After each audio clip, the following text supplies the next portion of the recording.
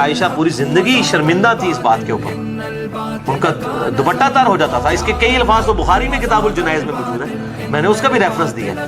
وَأَنْفِنِي مَا صَوَاحِبِ بِالْبَقِيعِ، مجھے اپنی دیگر ساتھیوں کو، میری جو سہیلی مراد وہ ازواج، ان کے ساتھ بقیع میں دفن لا یزکا بہ ابدا، میں ان کے ذریعے اپنی پاکی کا ذکر نہیں کروانا چاہتا. ہاں ایک روایت دنیا میں ہے، ایسی بھی ایک حدیث ہے جس میں سیدہ عائشہ رضی اللہ عنہا کے رونے کا اور دوپٹہ تار ہونے کا ذکر ہے، لیکن اس حدیث میں یہ بھی ذکر ہے کہ کیوں ایسا ہوتا تھا. اس لیے مرزا صاحب کبھی بھی آپ کو نہیں سنائیں گے وہ حدیث کہ حضرت عائشہ پوری زندگی شرمندہ تھی اس بات کے اوپر، ان کا دوپٹہ تر ہو جاتا تھا. اس کے کئی الفاظ تو بخاری میں کتاب الجنائز میں موجود ہے، میں نے اس کا بھی ریفرنس دیا ہے. ریفرنس دیا اس میں کہیں مائکروسکوپ لگانے سے بھی الفاظ مل رہے ہیں، تو بس وہ اندھی بہری لگ رہی مجھے جو پبلک ملی میں نا اس سے یقین کرو یہ چل رہا ہے.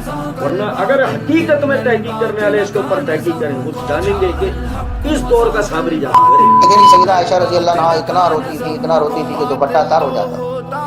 کیوں روتی تھی؟ کہ سیدنا علی کی مخالفت نہیں تھی. کیوں؟ لعنت اللہ علی الکاذب، جھوٹا دعویٰ ہے.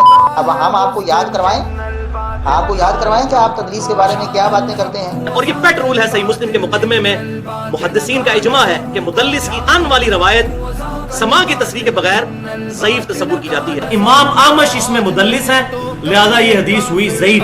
اور یہ امام مسلم نے بھی لکھ دیا ہے صحیح مسلم کے مقدمے میں کہ مدلس کی آن والی روایت کے ضعیف ہونے پر سب کا اتفاق ہے جب تک سما کی تصریح نہ مل جائے. اس روایت میں بھی اسماعیل بن ابی خالد مدلس ہیں، اسماعیل بن ابی خالد مدلس ہیں اور انہوں نے سما کی تصریح نہیں کی.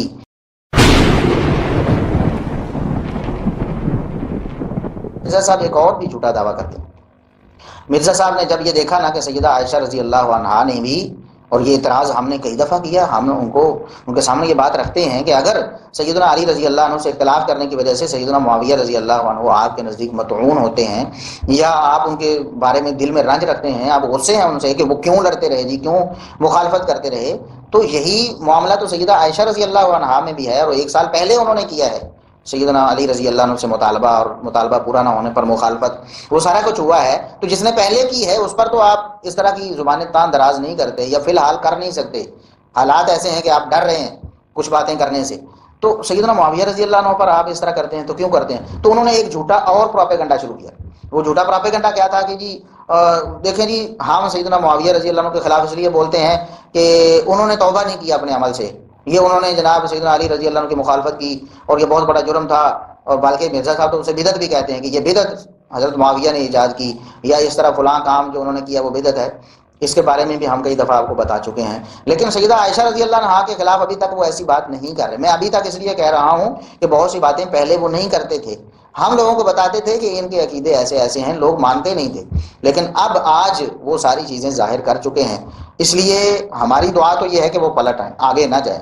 لیکن جس طرح ان کا پرانا طرز عمل ہے، خطرہ یہی ہے کہ وہ اور آگے چلے جائیں گے، تو یہ باتیں بھی کریں گے جو ابھی نہیں کر رہے. اس لیے میں کہہ رہا ہوں کہ سیدہ عائشہ رضی اللہ عنہا کے بارے میں ابھی تک انہوں نے ایسے کوئی کمنٹ نہیں دیے ہیں کہ وہ جناب اس طرح ظلم کیا، انہوں نے جناب امت کے ساتھ ہاتھ کیا اور انہوں نے یہ کیا. دوسرے صحابہ کے بارے میں تو بولتے ہیں. تو سیدہ عائشہ رضی اللہ عنہا کے پر جب ہم بات کرتے ہیں کہ انہوں نے بھی ایسے کیا، جب وہ صدیقہ ہیں، وہ رسول اللہ صلی اللہ علیہ وسلم کی محبوبہ ہے اور اللہ کے نزدیک بھی ان کی شان اور مقام اسی طرح برقرار ہے سیدنا علی رضی اللہ عنہ سے اختلاف کرنے کے باوجود بھی، تو پھر مرزا صاحب ایک پروپیگنڈا کرتے، جھوٹا پروپیگنڈا. کیا جھوٹا پروپیگنڈا ہے جی؟ دیکھیں سیدنا معاویہ رضی اللہ عنہ سے جو غلطی ہوئی اس کی انہوں نے توبہ نہیں کی. ہاں آپ کے پاس بڑی اتھارٹی ہے نا توبہ کرنا، آپ کے سامنے توبہ کرنی تھی آپ نے. مرزا صاحب اگر کسی نے غلطی کی بھی تھی، ہم تو کہتے ہیں سیدنا معاویہ رضی اللہ عنہ بھی حق پر تھے، اور یہ ہم اللہ کے فضل و کرم سے نبی کریم صلی اللہ علیہ وسلم کے فرمان سے ثابت کر چکے ہیں، اور ہم مزید بھی انشاءاللہ اس پر بحث کرتے رہیں گے، آپ کو سمجھاتے رہیں گے مزید کھول کھول کر. تو سیدنا معاویہ رضی اللہ عنہ بھی حق پر تھے، تو وہ توبہ کس بات سے کرتے بھائی؟ سیدہ عائشہ رضی اللہ عنہا پر جھوٹا الزام آپ نے لگا دیا کہ سیدہ عائشہ نے توبہ کر لی تھی، وہ تو جناب روتی رہتی تھیں اس وجہ سے کہ میں کیوں سیدنا علی رضی اللہ عنہ کی مخالفت میں کرتی رہی.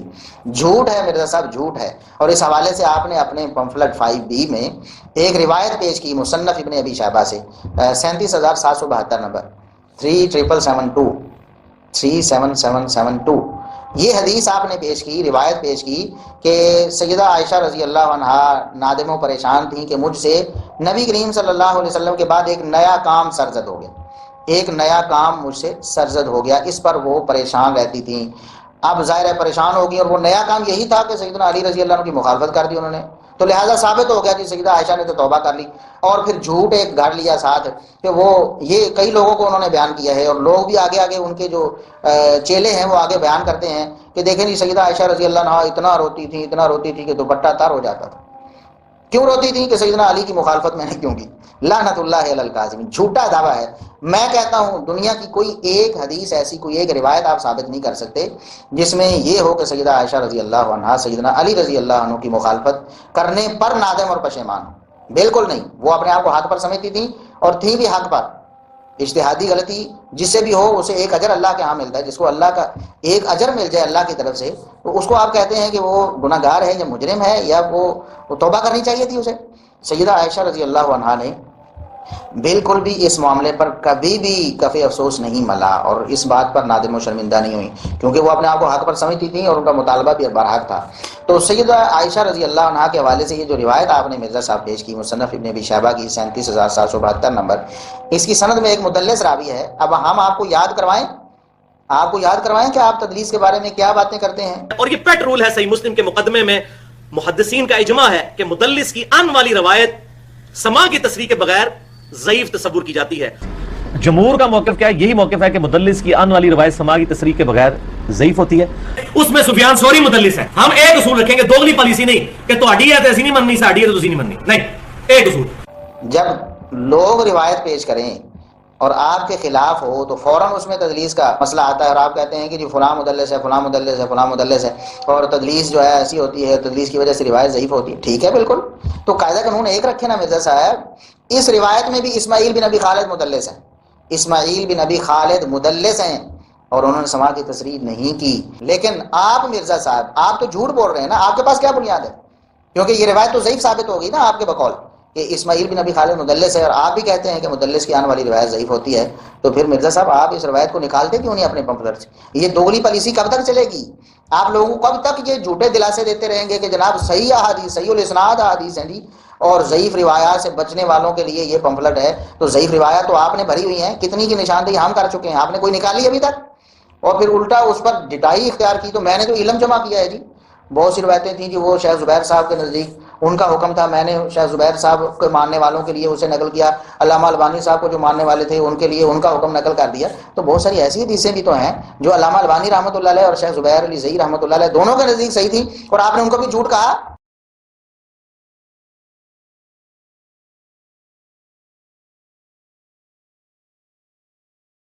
البانی صاحب کے پورے کومنٹس نقل کیے ہیں کہ حضرت عائشہ پوری زندگی شرمندہ تھی اس بات کے اوپر، ان کا دوپٹہ تر ہو جاتا تھا۔ اس کے کئی الفاظ تو بخاری میں کتاب الجنائز میں موجود ہے، میں نے اس کا بھی ریفرنس دیا ہے کہ حضرت عائشہ پوری زندگی شرمندہ تھی اس بات کے اوپر، ان کا دوپٹہ تر ہو جاتا تھا۔ اس کے کئی الفاظ تو بخاری میں کتاب الجنائز میں موجود ہے۔ اچھا، میں پھر ایک دفعہ اپنی بات دہرا دوں، یہ صحیح بخاری کی حدیث جو مرزا جی نے نقل کی وہ الفاظ بتا دیے میں نے آپ کو، اور اس کے بعد مرزا جی نے آگے جو نیچے حوالہ جات دیے ہوئے ہیں، ان حوالہ جات کے اندر اگر ہم غور کریں تو مرزا جی نے صحیح بخاری 1391 نمبر حدیث کا حوالہ دیا ہے۔ صحیح بخاری 1391 نمبر حدیث کا حوالہ دیا ہے۔ اچھا، اب مزے کی بات دیکھیں کہ مسئلہ یہ ہے کہ مرزا جی کو جو سننے والے ہیں ان میں دو قسم کے لوگ ہیں، ایک ہمارے جیسے بدقسمت ہیں، ایک مرزا جی کے مقلدین جیسے لوگ ہیں جو مرزا جی کے لیے خوش قسمتی کا باعث ہے، یعنی وہ اندھے بہرے لنگڑے لولے مقلدین جنہوں نے مرزا جی کو سننے کے بعد اپنے اوپر حرام کر لیا، وہ اصل کتاب کو کھول کے دیکھ لیں۔ انہوں نے زیادہ میں زیادہ اسلام 360 کھولنا ہے، اس کے اندر مرزا جی نے جو انٹرنیشنل نمبرنگ والا چورن بیچا ہوا ہے وہ دیکھنا، وہاں وہ ترجمہ وہی لکھا، ہاں ٹھیک ہے، بات ختم ہو گئی، تحقیق ہو گئی۔ یہ میرے ہاتھ میں صحیح بخاری ہے، یہ صحیح بخاری کی جلد نمبر 2 ہے، صفحہ نمبر 375 ہے، کتاب الجنائز ہے۔ امام بخاری نے باب قائم کیا، باب ما جاء فی قبر النبی صلی اللہ علیہ وسلم و ابی بکر و عمر۔ اس کے تحت حدیث نمبر کیا ہے جو مرزا جی نے بیان کیا؟ حدیث نمبر 1391، حدیث نمبر 1300، یہ وہ حدیث نمبر جو مرزا جی نے بھی دے رکھا ہے۔ الفاظ کیا ہے؟ ہشام اپنے والد عروہ سے روایت کرتے ہیں کہ وہ عائشہ رضی اللہ تعالیٰ عنہ سے روایت کرتے ہیں کہ آپ نے عبداللہ بن زبیر رضی اللہ عنہما کو وصیت کی تھی کہ مجھے نبی اکرم صلی اللہ علیہ وسلم اور آپ کے ساتھیوں کے ساتھ دفن نہ کرنا، بلکہ میری دوسری سوکنوں کے ساتھ بقیہ حرکت میں مجھے دفن کرنا۔ میں یہ نہیں چاہتی کہ ان کے ساتھ میری بھی تعریف ہوا کرے۔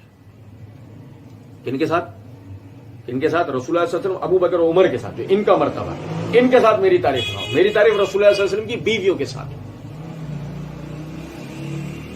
किसी को ये लगे कि मिर्जा जी ने जो नंबर दिया वो सही था, मिर्जा जी ने जो ब्रैकेट 2-1 दे दिए हैं वो थे इधर, मैंने नहीं पढ़े, तो ये देख लीजिए। मैं अरबी इबारत पढ़ के सुना देता हूं आपको कि वो कहते हैं कि अन हिशाम अन अबी अन आयशा अन्नहा औसत अब्दुल्ला बिन जुबैर, आयशा ने वसीयत की अब्दुल्ला बिन जुबैर को, ला तदफिनी माहुम, मुझे इन लोगों के साथ दफन ना करना, वो अदफिनी मा सवाहिबी बिल बकी, मुझे अपनी दीगर साथियों को, मेरी जो सहेलियां मुराद वो अज़वाज, उनके साथ बकी में दफन करना, ला उज़क का बही अबदा, मैं इनके जरिए अपनी पाकी का जिक्र नहीं करवाना चाहती कि कोई इनके साथ मेरी तारीफ करे, रसूलुल्लाह सल्लल्लाहु अलैहि वसल्लम के अज़वाज में ही मुझे गिना जाए।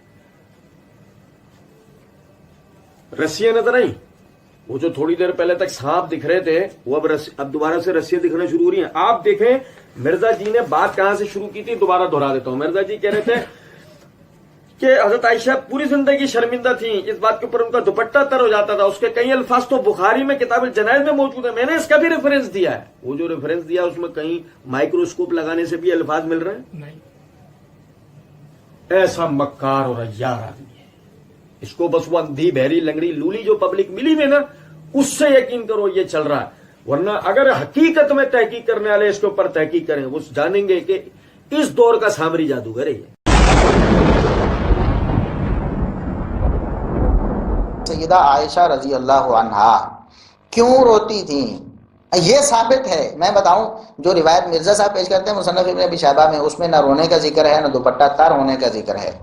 हाँ, एक रिवायत दुनिया में है, ऐसी भी एक हदीस है जिसमें सैयदा आयशा रजी अल्लाह अन्हा के रोने का और दुपट्टा तर होने का जिक्र है, लेकिन उस हदीस में यह भी जिक्र है कि क्यों ऐसा होता था। इसलिए मिर्जा साहब कभी भी आपको नहीं सुनाएंगे वो हदीस, कभी नहीं सुनाएंगे। क्यों? उसमें तो जिक्र है। या फिर अपनी पुरानी बात से रुजू करेंगे, जाहिर है फिर तो मानना पड़ेगा कि सैयदा आयशा रजी अल्लाह अन्हा इस हवाले से परेशान नहीं थी और इस हवाले से नहीं रोती थी और दुपट्टा तर नहीं करती थी कि वो सैयदना अली रजी अल्लाह अन्हु की मुखालफत करती रही। सैयदा आयशा रजी अल्लाह अन्हा की जो हदीस है 6073 नंबर सही बुखारी में 6073 में, कि उनकी सैयदना अब्दुल्ला बिन जुबैर रजी अल्लाह अन्हु जो उनके भांजे थे, उनसे मुखालफत हुई किसी मामले में। हम उसको नहीं डिस्कस करते वो मामला क्या था, बात लंबी हो जाएगी। उनकी मुखालफत हो गई, नाराज हो गई सैयदना अब्दुल्ला बिन जुबैर रजी अल्लाह अन्हु, और उन्होंने कसम खा ली, नज़र मान ली कि मैं अल्लाह से ये वादा करती हूँ कभी अब्दुल्ला बिन जुबैर से बात नहीं करूँगी। सहाबा किराम दरमियान में पढ़े, समझाया सैयदना अब्दुल्ला बिन जुबैर को भी और सैयदा आयशा रजी अल्लाह अन्हा को भी कि ये नाराज़गी वाली बात दुरुस्त नहीं है, आप छोटा है, भांजा है आपका, आप उसे माफ़ कर दें, गलती हुई तो आप माफ़ कर दें। तो सैयदा आयशा रजी अल्लाह अन्हा बहुत दबाव के बाद इस बात पे राजी हो गई कि, और बार बार यही कहती रही कि मैं उस नज़र का क्या करूंगी, मैंने अल्लाह से वादा किया है, तो मैं अल्लाह से वादा किया हुआ तोड़ दूं, कैसे तोड़ दूं। तो उन्होंने समझाया कि आप नज़र का कफारा अदा कर दें, कफारा है जो, तो कफारा अदा कर दें। तो सैयदा आयशा रजी अल्लाह अन्हा ने उस नज़र का 40 जो है वो गर्दनें आज़ाद की, 40 गुलाम आज़ाद किए, इस वजह से कि मैं उस नज़र का कफारा अदा कर लूँ। तो मैंने अल्लाह से वादा किया था अब्दुल्ला बिन जुबैर से बात नहीं करूँगी।